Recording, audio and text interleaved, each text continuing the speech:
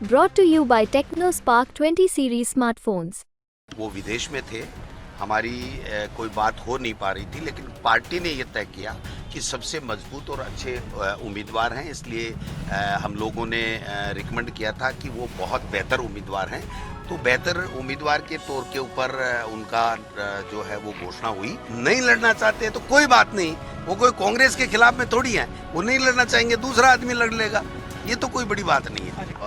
जो माइनॉरिटी की बात आ रही है, सारे माइनॉरिटी के तमाम नेताओं ने ये कहा था कि आज देश हित में ये है कि मोदी हटे, ये तानाशाह सरकार दिल्ली से हटे, इसलिए उन्होंने आगे बढ़ करके ये कहा है कि मोदी हटाना जरूरी है, देश बचाना जरूरी है, हमारा चुनाव लड़ना कोई जरूरी नहीं है, हम लड़ते रहे हैं, आगे भी लड़ते रहेंगे। खड़गे साहब, हमारे नेता सोनिया गांधी जी और राहुल गांधी जी आ रहे हैं और पार्टी का घोषणा पत्र लॉन्चिंग करेंगे और पब्लिक मीटिंग में करेंगे।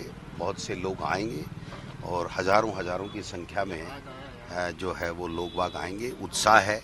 कांग्रेस का शानदार जो 5 साल का हमारा कार्यकाल रहा, हमारी योजनाएं रही, वो अब लोग याद कर रहे हैं कि किस प्रकार से 4 महीने में इन्होंने केवल भ्रमण, भाषण और लोगों को भ्रमित करने का काम किया है, इसके अलावा कुछ भी नहीं किया है।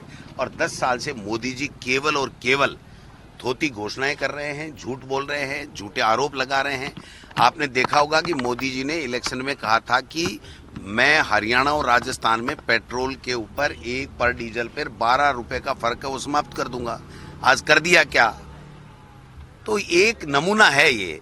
बाकी और बहुत सी बातें हैं जिसको जनता अब महसूस कर रही है कि हमसे कमी रह गई कि हम कांग्रेस की सरकार लाना चाहते थे, लेकिन देश के प्रधानमंत्री ने झूठ बोल करके ये राजस्थान की सत्ता हथिया ली है। इसका जवाब देने का समय आ गया है और हम लोग लोकसभा के अंदर जवाब देंगे और उनसे सवाल करेंगे कि 70 साल का कांग्रेस से हिसाब मांगने वाले मोदी जी, आप 10 साल का हिसाब बताइए। महंगाई का क्या हाल है, बेरोजगारी की आप बात कर रहे थे, किसानों की आमदनी दोगुनी करने की आप जो बात कर रहे थे, विदेश नीति ठीक करने की बात कर रहे थे, देश की आर्थिक नीति ठीक करने की बात कर रहे थे, शिक्षा नीति ठीक करने की बात कर रहे थे। इन सवालों का क्या जवाब है?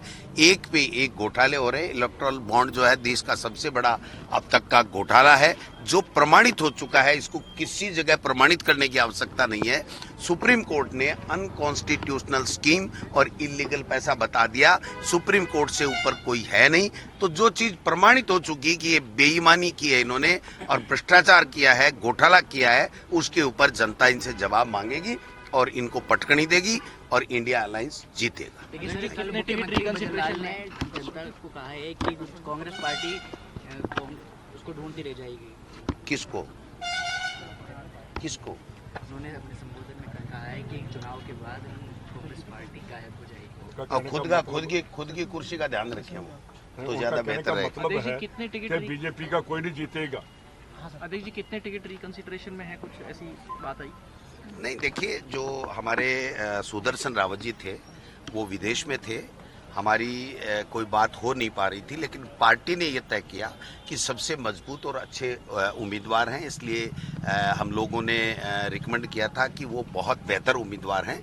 तो बेहतर उम्मीदवार के तौर के ऊपर उनका जो है वो घोषणा हुई, लेकिन उन्होंने लिख करके मुझे ये कहा है कि मेरी जो वर्तमान परिस्थितियां और मेरा जो बिजनेस है परिवार का, उसके लिए मेरा 2 महीने का विदेश का जो कार्यक्रम है, अगर मैं वहां नहीं गया तो मेरा पूरा व्यापार चौपट हो जाएगा। तो मैं समझता हूं कि उन्होंने कहा है कि हम सब मिलकर के लड़ेंगे, लेकिन और कोई योग्य और अच्छा उम्मीदवार आप चयन करें। पार्टी आलाकमान आग्रह किया है, उन्होंने ये नहीं किया मैं चुनाव नहीं लड़ूंगा, लेकिन उनका ये कहना था कि मेरी ये जो परिस्थितियां हैं उसमें मैं नहीं लड़ूं और दूसरा कोई लड़े तो बेहतर रहेगा। तो पार्टी आलाकमान की सारी बातें संज्ञान में ला दी गई हैं। जो भी पार्टी आलाकमान निर्णय करेगा उस निर्णय के साथ हम लड़ेंगे और जीतेंगे। मेवाड़ के एक नेता के ऊपर आरोप लगाया गया है कि उसने ऐसा कुछ भी नहीं है। वो बात यही थी कि भाई सीपी जोशी जी ने, मैंने, रंधावा जी ने, गहलोत साहब ने, सबने एक चर्चा करके ये कहा था कि ये बेस्ट उम्मीदवार है और आज भी है वो बेस्ट उम्मीदवार, बट वो अपनी पारिवारिक परिस्थितियों से नहीं लड़ना चाहते तो कोई बात नहीं, वो कोई कांग्रेस के खिलाफ में थोड़ी है, वो नहीं लड़ना चाहेंगे दूसरा आदमी लड़ लेगा, ये तो कोई बड़ी बात नहीं है। अजमेर और भीलवाड़ा में भी ऐसी कोई बात आई? नहीं, अभी कोई ऐसी बात नहीं है। अजमेर प्रत्याशी में कुछ आरोप लगे हुए हैं, पुराने मामले हैं, वो वो तो चुनाव आयोग ही कह रहा है कि अगर आपके केस है तो आप बता दीजिए। तो आयोग के चुनाव लड़ने के अयोग्यता की जो मापदंड है उसमें कोई आता है तो वो चुनाव नहीं लड़ सकता। बाकी तो सभी को कहा है आपराधिक का, किसी का भी मामला है तो वो टीवी में देगा, ये देगा, वो देगा, तो वो सब चीजें हैं। ये सब चीजें कोई मायना नहीं रखती है। जो पार्टी आला कमान उम्मीदवार तय करती है वो उम्मीदवार लड़ेगा और जीतेगा। इस बार जो है माइनॉरिटी में एक भी टिकट नहीं है, ब्राह्मण समाज से एक भी टिकट नहीं है आपका। देखिए, जो माइनॉरिटी की बात आ रही है, सारे माइनॉरिटी के तमाम नेताओं ने ये कहा था कि आज देश हित में ये है कि मोदी हटे, ये तानाशाह सरकार दिल्ली से हटे। इसलिए उन्होंने आगे बढ़ करके ये कहा है कि मोदी हटाना जरूरी है, देश बचाना जरूरी है, हमारा चुनाव लड़ना कोई जरूरी नहीं है। हम लड़ते रहे हैं, आगे भी लड़ते रहेंगे।